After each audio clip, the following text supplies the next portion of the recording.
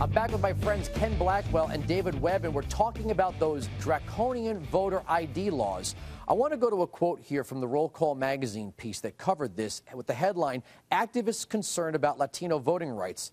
Kathleen Gonzalez said the state laws seem politically motivated and compared them to Jim Crow laws. Now, when you look at Reconstruction and you think about people that were just freed of slavery, they were denied the right and the ability to get an education. Right. So to have a literacy test was to clearly make an effort to segregate the voting population. But there's nothing that separates anyone by race or even language barrier in many cases from getting some form of ID and then going to cast a ballot. So the comparison to the Jim Crow era is kind of ridiculous. Well, again, it's selling fear. It's that we're going to put you all back in chains that Vice President Biden used. There is no test. You sign an affidavit in Pennsylvania, for example, that says that I am a citizen, I am this, and I will vote, or I want to vote. You don't have to take a test. You don't have to do no blood sample. No blood sample. It's available in multiple languages. So again, this is about the victimology. And this is what they've been selling to the black community, Hispanic community, that somehow you're incapable. You're incapable of exercising responsibility. 25% of black Americans, I mean, that's, again, I keep saying 1 in 4. That's saying 1 in 4 don't pay taxes or collect any kind of benefits. 1 in 4 don't drive. 1 in 4 don't fly on a plane. 1 in 4 don't stay in a hotel room. I find that very hard. Well, here's where it really fails. Breeder documents. When you're born, you get a birth certificate. Now, yes, I know not everybody does out of 300 million people, but most people get a birth certificate. So you have the first breeder document. Driver's license is the most used breeder document in America. Social Security cards? Social Security card, that's issued to you.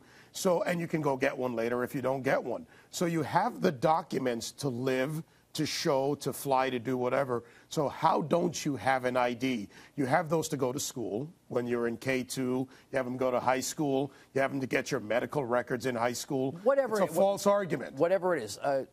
Ken, let me ask you this. You were the Secretary of State for Ohio. I've spoken to you about this before, that you don't need a massive voter fraud effort to commit voter fraud. If you pick out a couple of districts in a couple of cities, you can actually flip a city, and eventually, if you get enough, you can flip the state. Am I right? Oh, you're absolutely right. That's why I used the example of Carter Ford in 1976, just to show you that one vote per precinct could turn a county, could turn a city, could turn a state. Look, what's important for us to understand here, and what I thought was ironic, is that when leaders of the NAACP and other civil rights activists took this matter to the United Nations, I thought it was fascinating that in order to get into the building where the meeting was held, they had to show voter ID. I mean, they had to show photo ID. So look. The litany of things that you showed at the beginning of this program of what you need voter IDs for and where you need voter IDs in this country and throughout the world speaks volumes. Go to Georgia. Georgia is in the heart of the South. In 2004, they didn't have a voter ID or photo ID requirement. In 2008, they did. Guess what happened in terms of voter participation by blacks in Georgia? It went up 42%.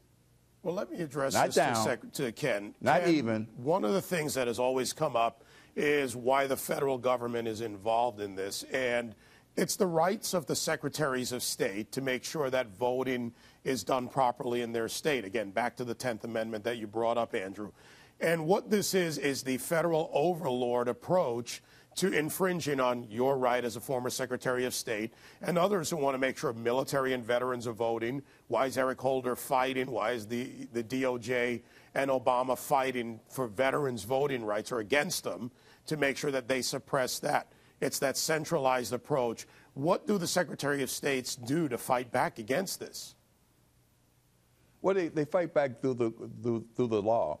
And whether it's Indiana or whether it's Georgia or whether it's Pennsylvania, where these cases have been decided by courts that respect the Constitution and the division of power within our federal system, states have won.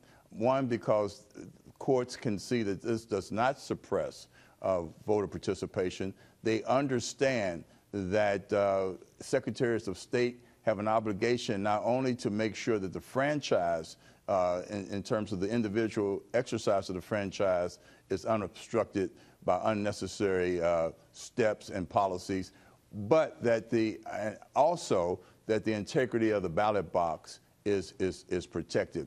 There are two sets of voter rights that complement one another. One, that folks get to exercise the franchise, and two, that they don't have their legal ballot negated by an illegitimate ballot. Well, the fact of the matter is, if you think about, unless you're the cast of Independence USA, the reality show that runs here on The Blaze, and you're living off the grid, I mean, pretty much you can't go 5 feet in our society without an ID. Thanks, guys. Coming up.